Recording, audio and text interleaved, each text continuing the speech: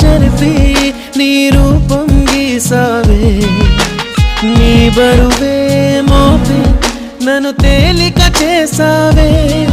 నీ శకునం కోసం చూసే ప్రతి సెకనుకు నిమిషాలెన్నో, నీ హృదయం కోసం వేసే ప్రతి అడుగున దూరాలెన్నో. కంటి రెప్ప ఎప్పుడు